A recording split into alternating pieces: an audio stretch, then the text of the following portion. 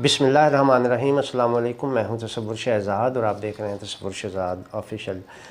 नाज़रीन, आज का हमारा मौजू बहुत अहम है और वो ये है कि क्या पाकिस्तान टूट रहा है। इस मौजू पर आज हम आपके साथ कुछ मालूमात शेयर करेंगे।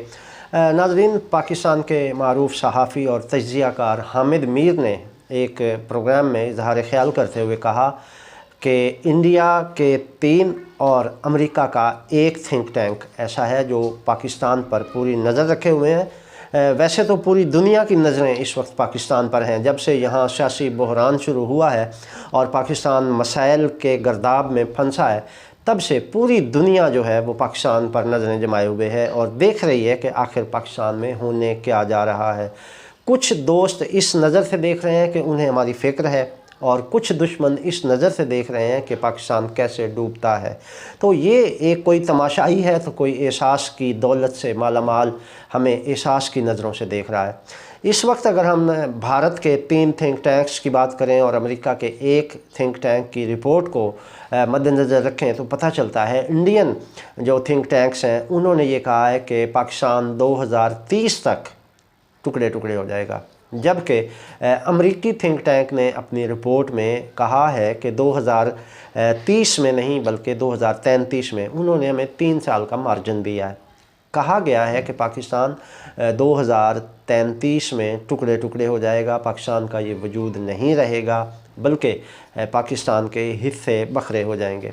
बतौर पाकिस्तानी हमें ये बातें, ये रिपोर्ट्स अच्छी तो नहीं लगती, ज़ाहिर है हमारी मादर वतन है, लेकिन ज़मीनी हक़ाइक़ कुछ इस किस्म के हैं नाज़रीन के ऐसे लगता है कि पाकिस्तान के ख़िलाफ़ जो मुनज़्ज़म अंदाज़ में साज़िशें हो रही हैं और इतनी मुनज़्ज़म अंदाज़ में साज़िशें हो रही हैं कि अगर 2 ग्रोह आपस में लड़ रहे हैं तो दोनों के पीछे एक ही हाथ है जिसने दोनों को दस्तो गिरेबां किया हुआ है।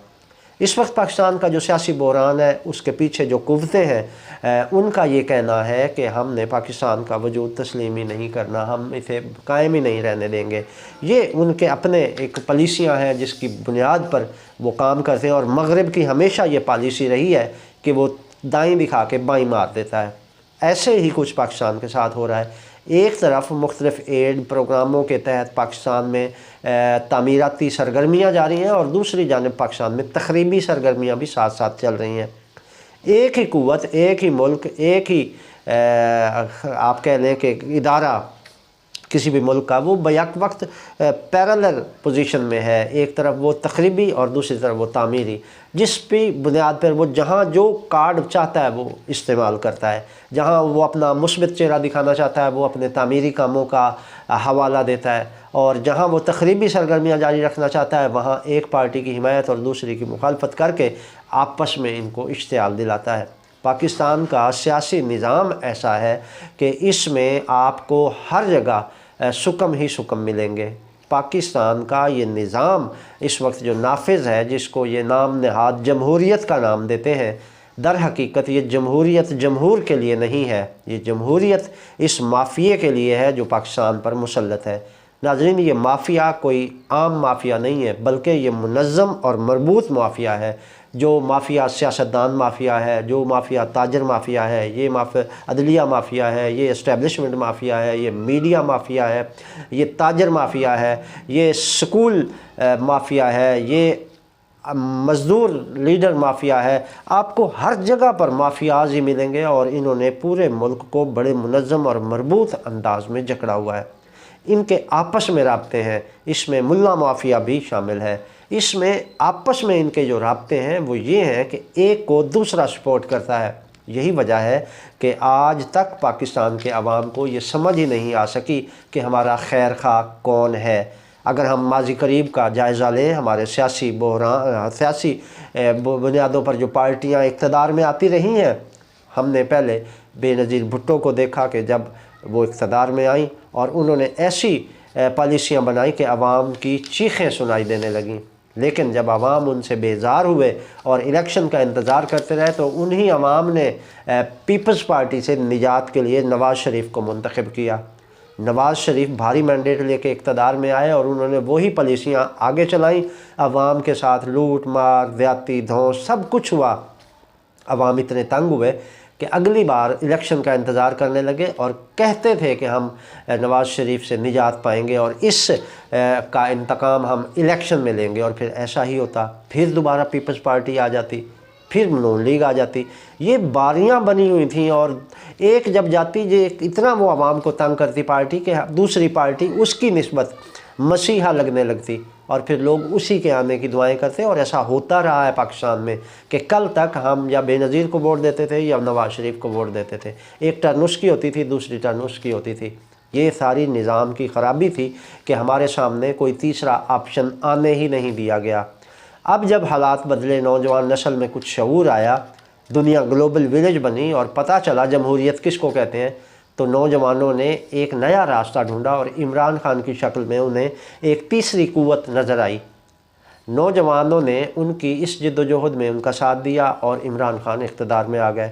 عمران خان جس نعرے کی بنیاد پر اقتدار میں آئے تھے وہ یہی تھا کہ وہ غلامی سے نجات دیں گے، مگر وہ اس نظام کی جکڑن میں ایسے پھنسے کہ وہ ہمیں تو غلامی سے کیا نجات دیتے، وہ خود اس وقت جو ہے وہ ایسی جکڑن میں ہے کہ خود ان کے لیے سانس لینا مشکل ہو چکا ہے۔ ان کی پارٹی کو ختم کر دیا گیا ہے، جو کارکن اس کا ساتھ چھوڑ گئے انہیں نیٹ اینڈ کلین کر دیا گیا، اور جو اس کے ساتھ ہیں وہ جیلوں میں ہیں یا مفرور ہیں۔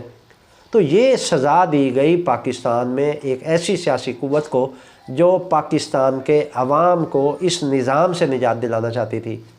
آج دشمن یہ کوشش کر رہا ہے کہ پاکستان کو ٹکڑوں میں تقسیم کر دے، اس کے لیے مختلف پلاننگز ہو رہی ہیں اور مختلف منصوبے بنائے جا رہے ہیں۔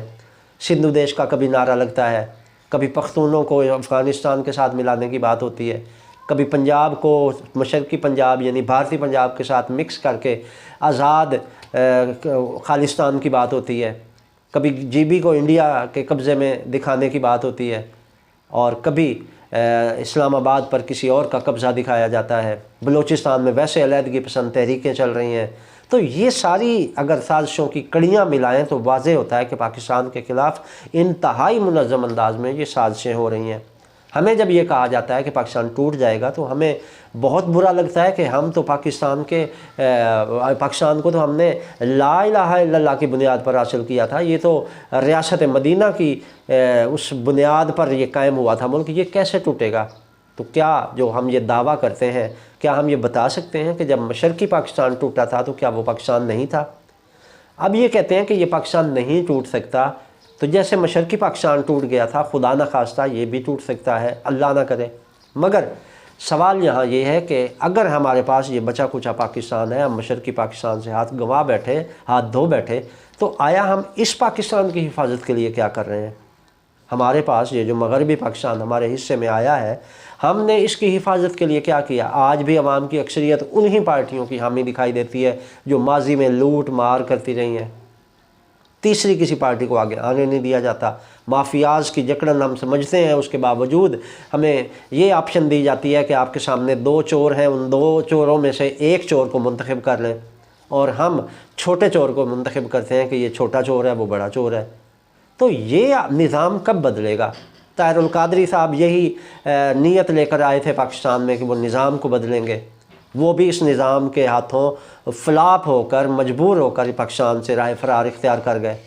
عمران خان آیا، عمران خان کو بھی اتنا مجبور کر دیا گیا کہ اب عمران خان کے بس میں بھی نہیں ہے کہ وہ آگے بڑھ سکے۔ ابھی تک کی جو پوزیشن ہے اندھیرا ہے آگے، اور اس میں دشمن کو موقع مل گیا ہے تحریک انصاف کو تباہ کرنے اور موجودہ پی ڈی ایم کی حکومت کو اقتدار میں لانے میں بھی وہی قوتیں ہیں جو پاکستان کو توڑنا چاہتی ہیں۔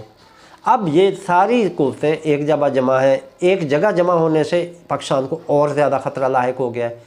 آپ دیکھیں کہ پاکستان کی موجودہ صورتحال کیا ہے، جگہ جگہ پر لوگ پریشان ہیں، خودکشیاں ہو رہی ہیں، مہنگائی نے جینا حرام کر دیا ہے، آٹا نایاب ہو چکا ہے، گھی اور باقی اشیاء خور و نوش کہیں دستیاب نہیں ہے، اگر دستیاب بھی ہیں تو ڈبل ٹرپل نرخوں پر مل رہی ہیں۔ تو ایسے میں پاکستان کے عوام کیا کریں گے؟ ظاہر ہے اس ماحول میں تو خانہ جنگی پیدا ہوگی، اور وہی خانہ جنگی پاکستان کے ٹکڑوں کی بنیاد بنے گی۔ اگر ہم نے آج پاکستان کو بچانا ہے تو ہمیں باہمی متحد ہو کر اپنے پاکستان کا سوچنا ہوگا، اور ان قوتوں سے نجات حاصل کرنا ہوگی جو بیرونی آقاؤں کی خوشنودی کے لیے پاکستان کے عوام کو رگڑا لگا رہے ہیں، پاکستان کی معیشت کو تباہ کر رہے ہیں، پاکستان کے نظام کو تباہ کر رہے ہیں۔ اگر ہم پاکستان کو بچانا چاہتے ہیں تو ہمیں بحیثیت قوم متحد ہونا ہوگا اور جاگنا ہوگا، کیونکہ خدا نے آج تک اس قوم کی حالت نہیں بدلی، نہ ہو خیال جس کو خود اپنی حالت کے بدلنے کا۔ تصور شہزاد کو اجازت دیجیے، اللہ نگہبان۔